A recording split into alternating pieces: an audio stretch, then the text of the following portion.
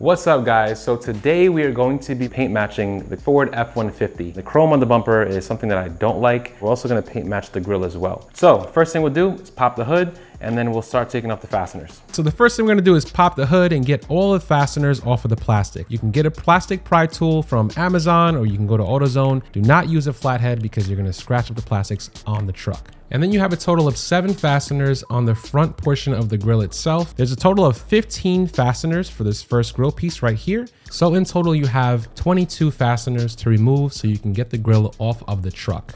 And then you have 4 10mm bolts that you have to remove to get the grille off. And then under the grille, you want to remove these 2 7mm bolts on both sides. Once you get these out, you're going to be able to pry off the piece off of the truck and it pops out.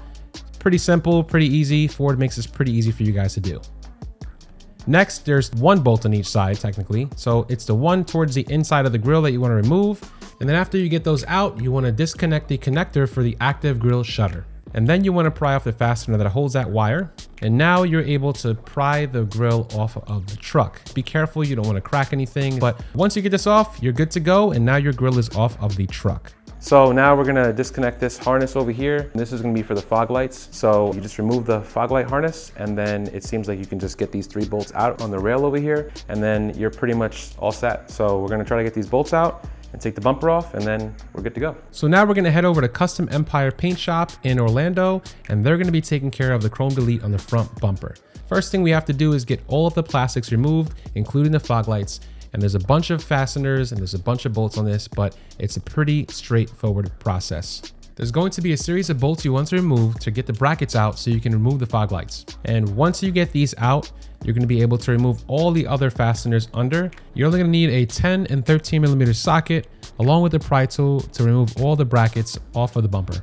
So now that the fog lights are out, you can start removing the rest of the harness and remove the bottom trim piece off of the bumper. So there's gonna be another series of bolts under this that you have to remove as well. And you're gonna use a pry tool to get the plastics off as well on the front. And then pry tool to remove the whole bottom part of the grille. And once you get that off, you pretty much have the whole chrome part exposed. And lastly, you want to pry off the top gasket on top of the bumper. So all you're going to use is a pry tool, the same one you've been using for the grille and the other pieces. Once you get the fasteners off, you can easily get the gasket off of the top.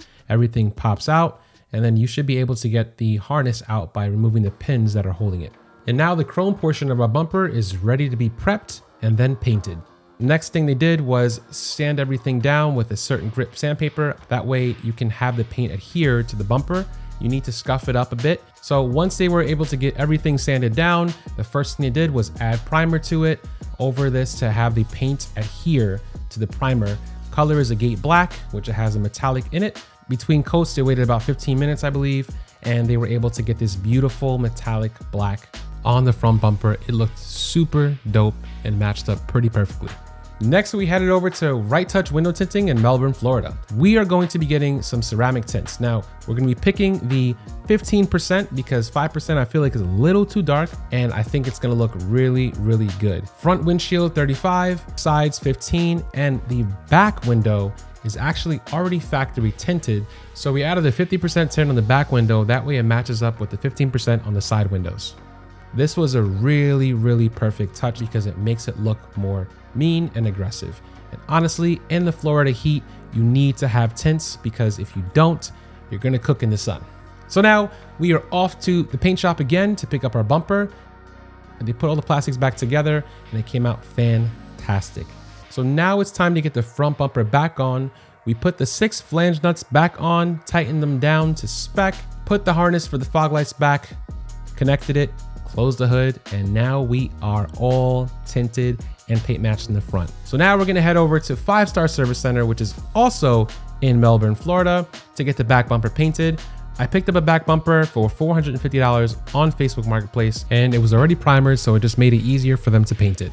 So as far as the grille goes, I was able to pick one up off eBay for about $400. This grille is a different design from the factory grille that comes with it, but it's already paint matched, so if you want, you can check the part numbers down below in the description. So now it's time to take the back bumper off and install the paint matched black bumper. So there's a couple of harnesses here, but a couple of clips. We have the license plate lights we have to remove, and also the trailer harness we have to remove as well.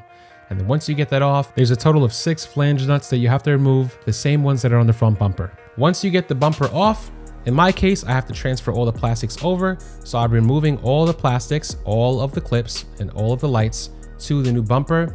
You're just popping out and popping back in to the bumper and reattaching the harness, and everything is good to go.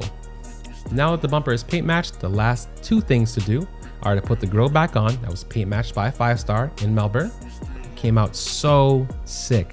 And also the side fender vents, which pop out pretty easily. We ended up getting these Ford F-150 performance vents from Levittown Ford, which I got them for about, I think, 140 bucks or 150 bucks, fairly cheap, but they already come paint matched and they're pretty easy to install. This is about a 5-minute install, if that.